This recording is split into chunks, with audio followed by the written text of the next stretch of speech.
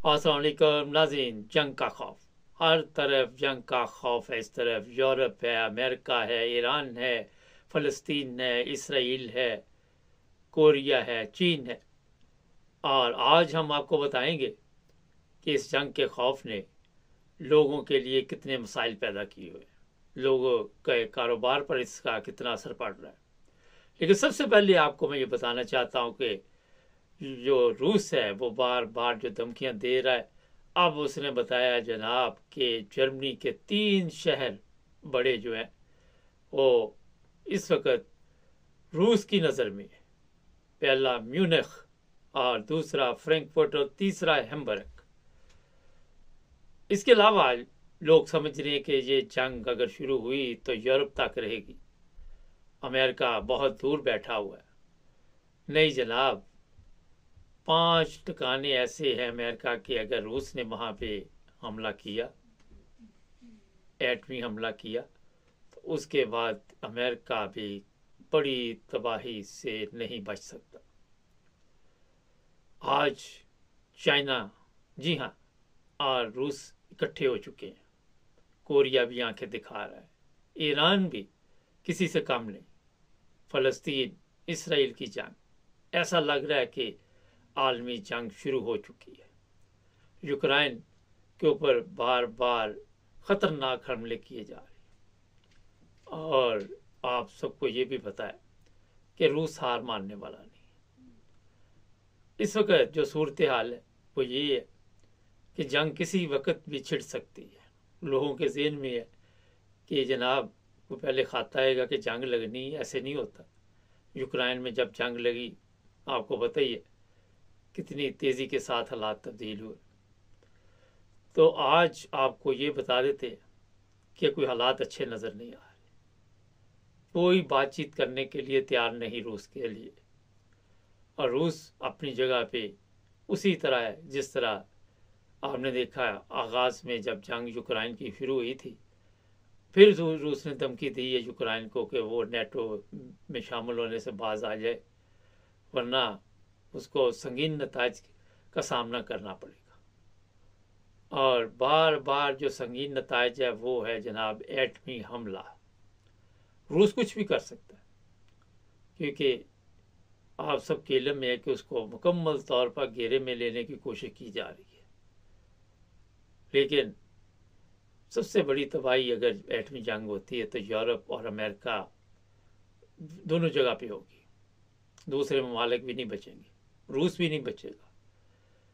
क्या वजह अभी तक कोई ऐसा बंदा शामिल नहीं हो रहा इसमें कि जो इस जंग को रुकवाए।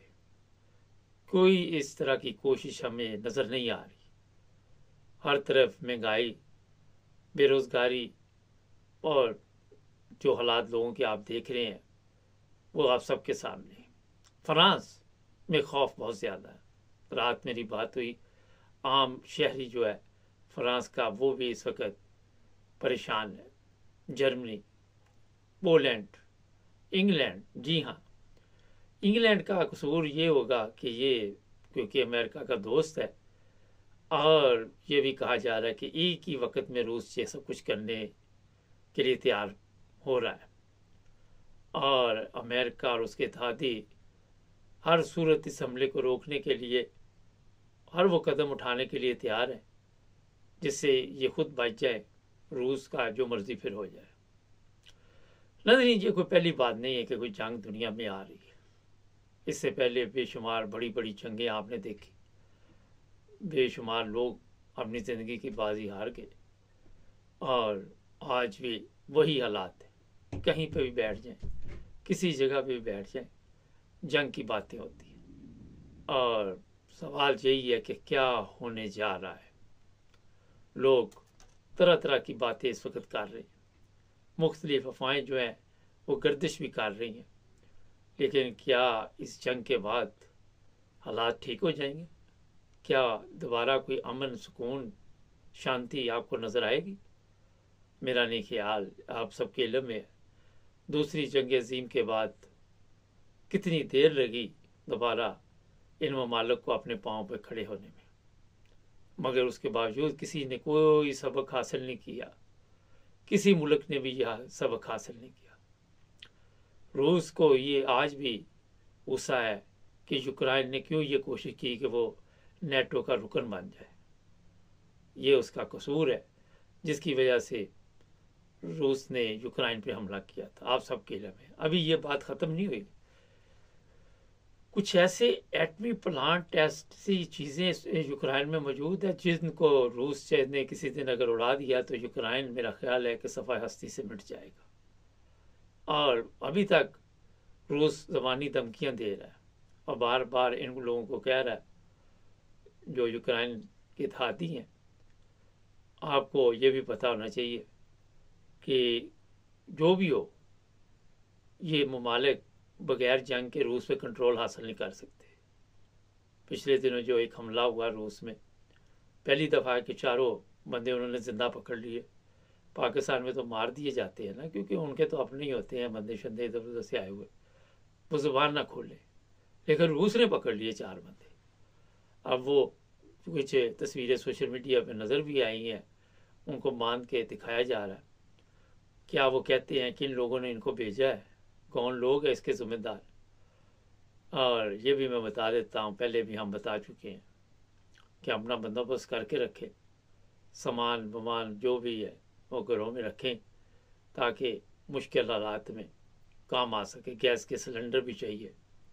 वजह ये है कि अगर गैस बंद हो जाए तो नाश्ता भी गया तो खाना भी गया, पाकिस्तान बन जाएगा। वहाँ तो आ जाती है ना नाश्ते और खाने के वक्त, तो यहाँ पे फिर वो भी मसला बनेगा। तो ये चंद चीज़ें हैं, हम आपको तो बता रहे हैं, हमने खुद भी अभी तक नहीं बंदोबस्त किया, करना पड़ेगा। तो जनाब अभी से पकड़ लें तैयारी, क्योंकि जो बयान जब आपको पता है बादल आते हैं तो बाद में फिर बारिश आ ही जाती है। कभी कभी होता नहीं आती, मगर अक्सर बादल जब ऐसे गहरे हों ब्लैक तो फिर बारिश नहीं रुकती। इस तरह जंग की जो बारिश है, जंग का जो माहौल बना हुआ है, वो मुझे भी लग रहा है कि कुछ ना कुछ हो सकता है किसी वक्त भी।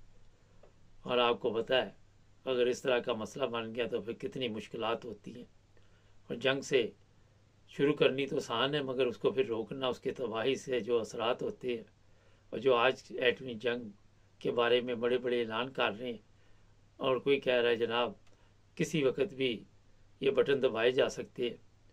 पहले हम भी पाकिस्तान में सुनते थे कि एक रूस के, जब छोटे थे, कि रूस के पास एक बटन है, एक अमेरिका के पास बटन है, इधर से उसने चलाना उधर से उसने चलाना। ये पुरानी बातें हम भी 40-50 साल पहले भी सुनते थे। जो मिसाइल रास्ते में गिर गया, वो जो रास्ते में आ गया वो भी नहीं है। ये जंग असल में अमेरिका की और रूस की है, मगर साथ दूसरे लोग भी शामिल हो गए। और फिर आपको पता है नेटो जो है वो सबके इल्म में है कि अगर एक मुल्क पे हमला होगा तो सब पे उसको हमला समझा जाएगा और सबको जवाब देना होगा।